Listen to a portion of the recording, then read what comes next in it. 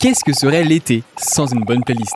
C'est vrai que pour beaucoup, l'été ça rime avec vacances, liberté ou encore bronzette sur la plage. Il fait beau, il fait chaud, mais pour qu'il soit inoubliable, votre été se doit aussi de rimer avec musique. Ici, vous le savez sûrement déjà, on parle de musique japonaise. Alors je me suis dit que ça pouvait être sympa de vous présenter 5 albums J-Music qui, selon moi, sont parfaits pour l'été. Bref, salut, moi c'est Kyusen, j'espère que vous allez bien. Pensez à me rejoindre sur Insta et Discord, et sur ce, installez-vous confortablement et laissez-moi vous présenter 5 albums J-Music parfaits pour l'été.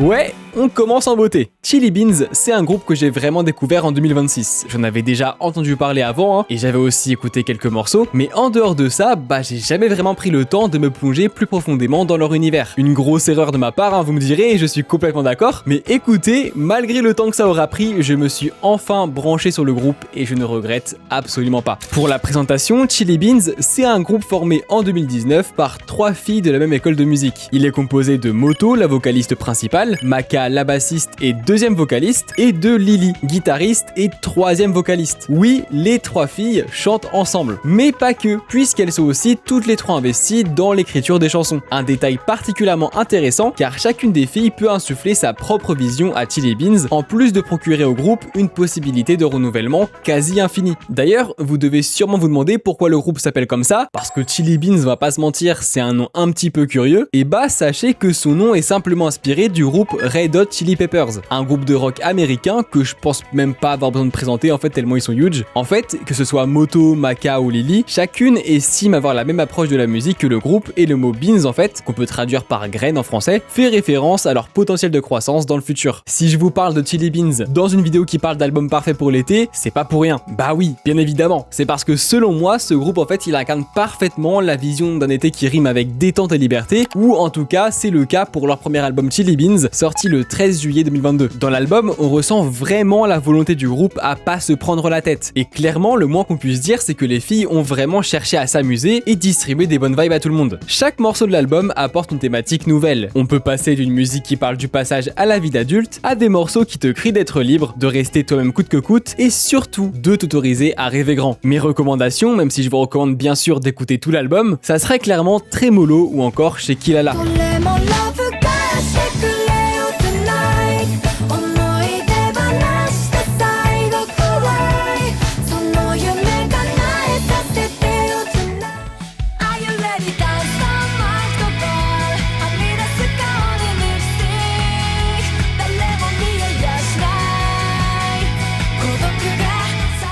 Et bien sûr, pour ce côté un petit peu évasion où on s'en fout des règles, un morceau comme School me paraît indispensable à avoir dans vos playlists.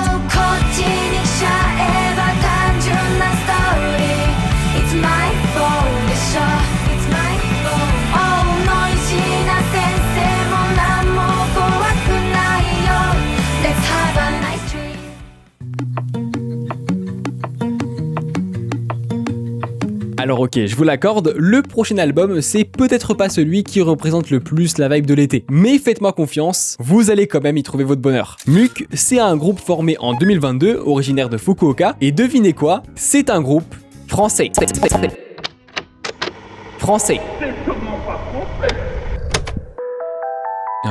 Ok, il y a un truc que je vous ai pas dit, c'est que je vous ai menti. Muk n'est pas un groupe français. En fait, leur nom est simplement une combinaison du mot français musique et du mot japonais muku, qui signifie la pureté. Cela désigne la volonté qu'a le groupe de produire de la musique qui leur ressemble, sans être influencé par des personnes extérieures malveillantes. Un moyen pour Muk de se protéger de monstres terrifiants, faisant partie des plus gros traumas de notre enfance, comme le fameux Ryoka Fujisawa, ou encore Hiroto Wakai, ou même le plus célèbre d'entre eux, Moto Kiyomori, le dévoreur d'âmes. Initialement, Muk a été fondé par 4 personnes. La chanteuse Asakura, le guitariste Kenichi, le compositeur et batteur Takachi, ainsi que le bassiste Lennon, qui a quitté le groupe en fin d'année 2025. Ils ont vraiment commencé à se faire connaître dans les alentours de 2024 avec leur projet Dungeon, qui a permis au groupe de multiplier ses fans et son nombre de concerts au Japon. Si vous ne connaissez pas Muk, on leur doit notamment des morceaux iconiques comme Bite You,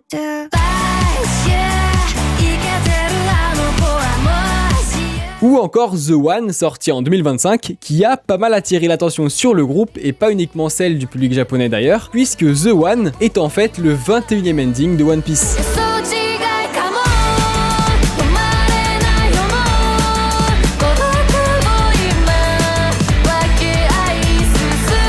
Le 15 avril 2026, Muk sort son deuxième album, GLHF, Good Luck Have Fun, un album particulièrement intéressant autant pour sa tracklist que pour l'histoire de sa conception. En effet, la création de GLHF ne s'est pas faite sans encombre, puisqu'il a imposé au groupe une pression assez importante en raison du fait qu'il doit incarner ce à quoi le nouveau Muk doit ressembler. Suite au départ de Lennon, Muk se retrouve à 3, alors il faut marquer le coup, rassurer les fans et impressionner le public. Que ce soit Asakura, Kenichi ou Takashi, l'album est une purge. Il se pose beaucoup de questions, et pour des personnes comme Asakura, le concept même de GLHF est super flou. Cependant, une discussion va venir rebattre les cartes. Asakura, Kenichi et Takashi se rendent compte que vouloir impressionner le public n'est pas la bonne méthode, en plus d'être carrément contraire aux valeurs qu'ils défendent. Notamment l'idée que rien d'extérieur ne doit influencer leur façon de faire de la musique. Ils comprennent que trop penser au public est juste un aller simple pour se brider et se dégoûter. Alors rapidement, ils se mettent d'accord pour repartir sur ce qui fait l'essence même de Muk, produire naturellement, de façon spontanée, tout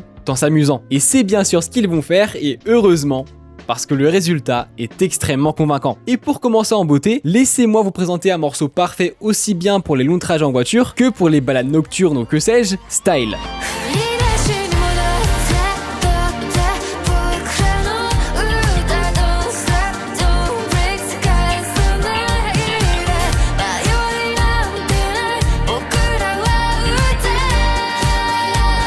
Ensuite pour les gros lovers, pour qui l'été rime avec amour, bouquet est le morceau qu'il vous faut.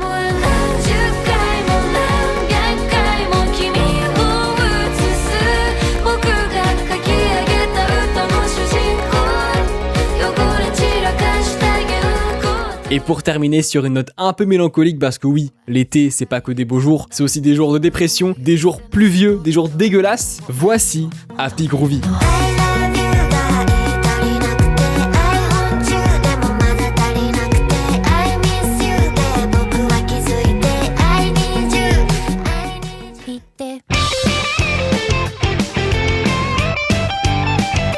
Vu le titre de l'album, on peut pas être plus dans le thème. Cependant, vous allez voir que la conception de l'été qu'a Yorushika et particulièrement N-Buna est un poil plus subtile. Yorushika, c'est un duo formé en 2017, composé de la chanteuse suisse et du producteur-compositeur N-Buna. Il a été formé dans un contexte où N-Buna était encore producteur vocaloïde, néanmoins celui-ci se lassait progressivement et ressentait le besoin de créer de la musique plus organique et plus humaine. N-Buna et Suisse se rencontrent en 2016 par l'intermédiaire d'une connaissance, et ce qu'il faut savoir c'est que N-Buna va inviter Suisse à un de ses concerts pour qu'elle vienne chanter, et c'est à un de ses concerts qu'il va avoir le coup de foudre pour sa voix. La voix de Suisse est cristalline, aérienne et presque angélique, et N-Buna en est persuadé, c'est elle et personne d'autre qu'il lui faut pour son nouveau projet. D'ailleurs, pour ma plus grande déception, Yorushika ça veut pas dire cerf nocturne, parce que Yoru en japonais c'est la nuit, Shika ça veut dire cerf, logiquement ça voudrait dire ça en fait. Et bah pas du tout. En fait, leur nom il est inspiré d'une parole de leur chanson, Kumoto Yurei, Yorushika Monemu Uni, qui en gros veut dire je ne peux désormais dormir que la nuit. Ouais, alors je suis pas sûr, mais je crois que dormir la nuit,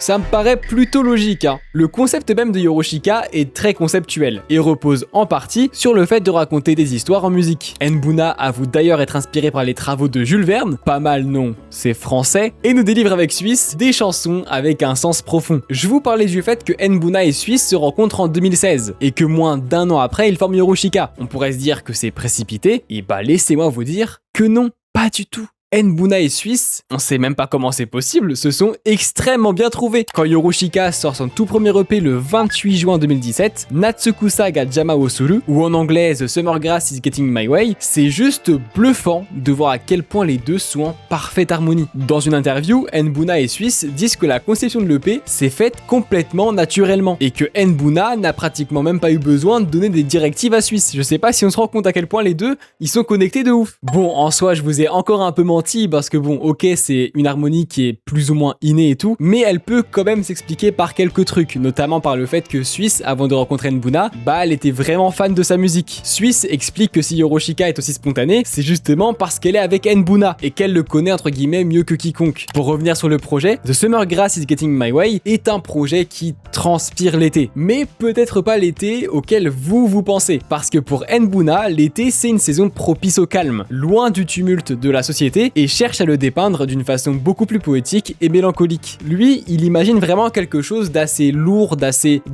triste, mais en même temps beau, tu vois. Je sais pas vraiment si vous voyez où je veux en venir en fait, mais et perso, j'avoue que je suis assez d'accord pour dire que c'est quelque chose qu'on ressent vraiment dans l'album. Si vraiment je devais choisir des morceaux à vous recommander en priorité parmi les 7, mon choix se tournerait directement sur IT. Oui, c'est une de leurs chansons les plus connues à l'heure actuelle, je sais, et bah le plus fou, c'est qu'elle est sortie littéralement à leur premier projet dès leur début. Pour vous dire encore une fois à quel point l'harmonie entre les deux, elle est indescriptible.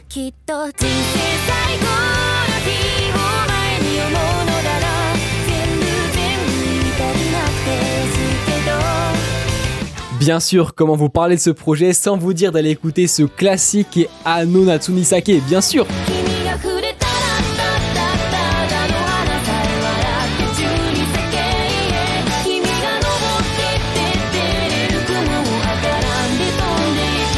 Enfin, pour terminer et pour changer un petit peu d'ambiance, en plus de montrer la polyvalence de la voix de Suisse, voici un morceau parfait pour les jours de pluie, Kutsu no Hanabi.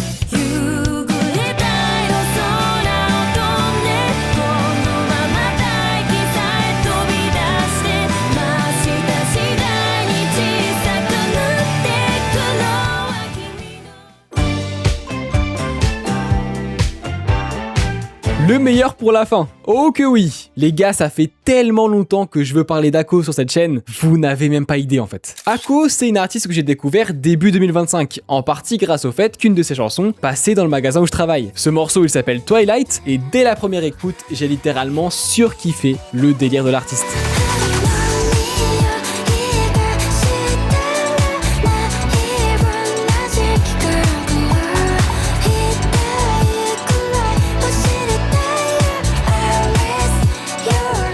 Vous l'avez sûrement remarqué déjà, mais la particularité de la musique d'Ako, c'est clairement cette voix chuchotée. Elle commence sa carrière en 2019 en étant influencée par des artistes occidentaux comme Taylor Swift ou encore Billie Eilish, et par des artistes japonais que vous devez bien connaître, comme Shiina Ringo, Kenshi Yonezu, King Gnu ou encore Megoat. Sakan Action, 8 nominations au Music Award Japan. Je m'en remets toujours pas, vraiment premier de rire. Ako sort son tout premier morceau Blue Jill le 29 décembre 2019 et pose directement les bases de son univers artistique.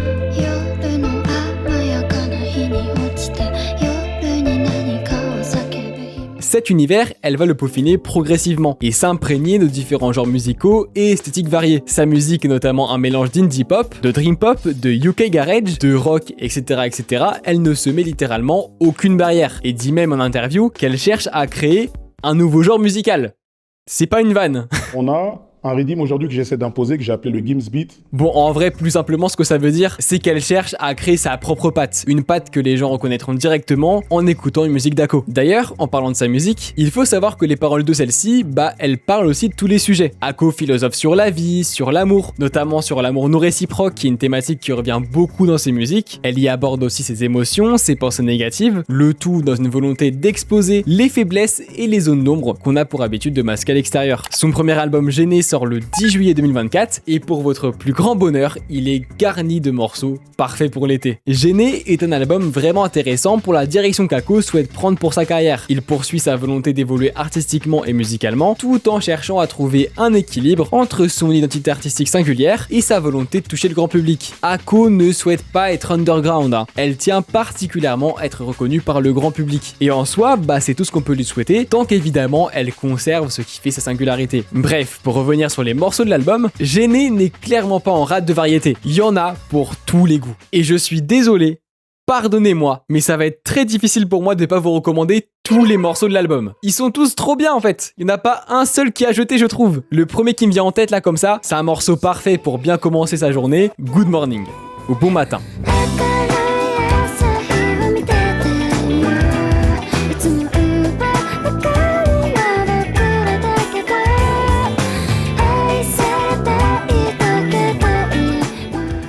Ensuite, pour moi, un des incontournables de Genie, c'est bien évidemment ce classique All to Myself.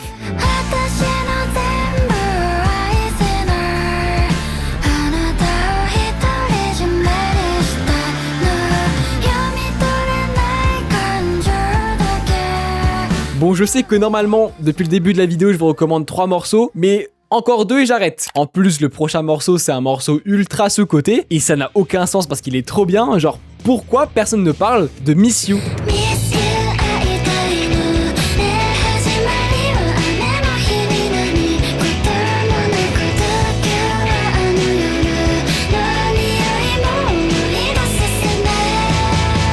Maintenant, pour changer un peu de registre avec un morceau plus doux, vous devez absolument écouter You Want.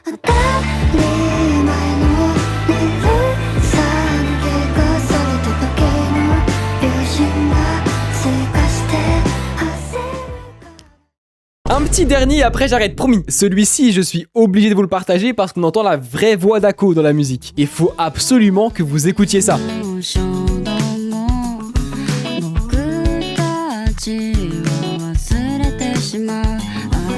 Là, ce que vous écoutez, c'est sa vraie voix. Et je sais pas si vous êtes d'accord, mais elle a grave un petit air de Shinaringo, je trouve. Peut-être que je suis fou, hein, je sais pas, mais perso, je vois que ça. Oui, on est d'accord, ça fait bizarre qu'on est habitué à sa voix chuchotée, mais franchement, ça rend vachement bien. Mais venez, on s'écoute le refrain maintenant.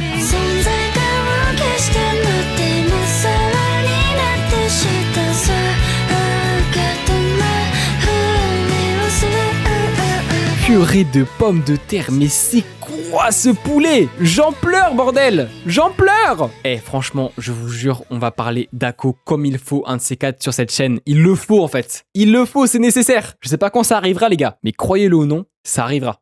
Bon, et bah voilà, c'était mes 5 albums de musique parfaits pour l'été. Alors oui, je suis d'accord, il y a des albums qui correspondent pas forcément à la vision qu'on se fait de l'été. En tout cas, pour ma part, ils correspondent à la vision que je m'en fais. Quoi qu'il arrive, si vous avez envie de partager vos albums parfaits pour l'été, n'hésitez pas, vous avez les commentaires pour ça. D'ailleurs, j'en profite aussi pour vous demander ce que vous avez pensé de ce format. J'avoue que je sais pas trop comment ça va rendre, donc si je peux avoir des retours sur me dire comment je peux les améliorer ou si vraiment juste ça vous plaît factuellement, ça m'aiderait beaucoup, vraiment. Quoi qu'il en soit, je suis vraiment curieux de savoir quel album vous avez préféré dans la vidéo. On a quand même parlé de 5 artistes exceptionnels, hein. Et bien sûr, si la vidéo vous a plu, pensez au petit like et à l'abonnement à la chaîne, ça me soutient grandement, vraiment premier degré. Et puis franchement, si vous pouviez booster la vidéo, alors là, je serais au prime du bonheur. J'abuse ? Peut-être. Mais faites-le quand même. Bref, rejoignez mon Insta et mon Discord, et sur ce, moi je vous dis prenez soin de vous. C'était Kyusen. Ciao.